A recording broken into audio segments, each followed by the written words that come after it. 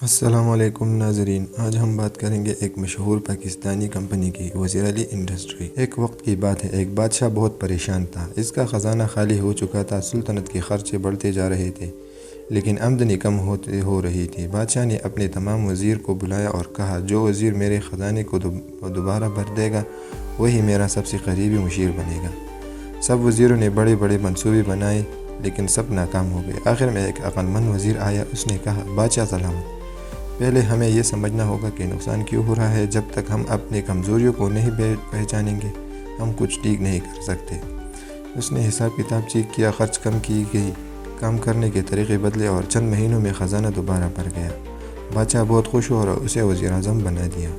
اسی طرح کاروبار میں صرف بڑا نام یا پرانا تجربہ کافی نہیں ہوتا، اصل چیز ہوتی ہے صحیح فیصلے، وقت پر تبدیلی اور مالی حالات کو سمجھنا۔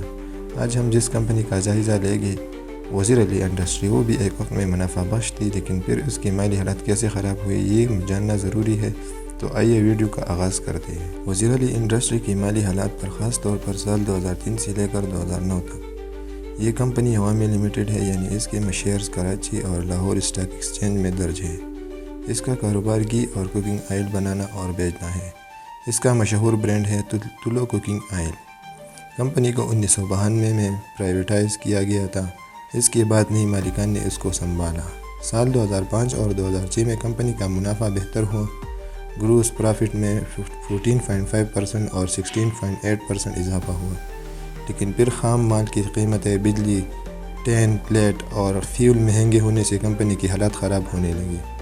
2009 میں کمپنی کا منافع صرف 6.3% رہ گیا، جبکہ سال 2008 میں یہ 11.3% تھا۔ سال 2009 میں کمپنی کو 67 ملین روپے کا نقصان ہوا ہے۔ ایک سال پہلے یعنی 2008 میں 31 ملین کا نقصان ہوا تھا۔ اس کا مطلب ہے کہ کمپنی کی مجموعی حالات کمزور ہو چکی ہے۔ کمپنی کی کرنٹ اثاثی یعنی کرنٹ اسیٹس بھی کم ہوتے تھے، جبکہ قرضے یا لائبلٹیز بھی کچھ حد تک کم ہونے۔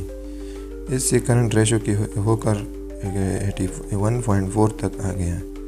اس میں تھوڑی بہتری آئی کیونکہ کمپنی کوئک ریشو نے اپنا اسٹاک بیچ کر پیسے اکٹھے کیے۔ سال 2009 میں 53 انورٹر ٹرن اوور دن پر آ گیا اور DSO یعنی ڈے سیل آؤٹ اسٹینڈنگ صرف 4 دن ہو گیا، جو کچھ پہلے سال 13 دن تھا۔ یعنی کمپنی اب تیزی سے پیسے وصول کر رہی ہے، جو ایک اچھی علامت ہے۔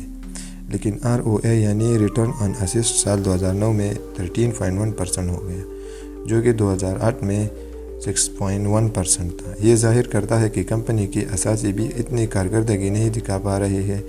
کمپنی کی ڈیبٹ ٹو اسیٹ ریشو بھی یعنی قرض کا تناسب بڑھ رہا ہے، جو کہ خطرے کی علامت ہے۔ اب کمپنی نے تلو اور پرائڈ برانڈز کو دوبارہ مارکیٹ میں لانچ کیا گیا ہے۔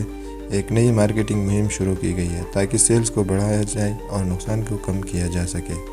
کمپنی کا کہنا ہے کہ وہ اپنی نئی حکمت عملی پر امید ہے اور مستقبل میں بہتری کی امید رکھتی ہے۔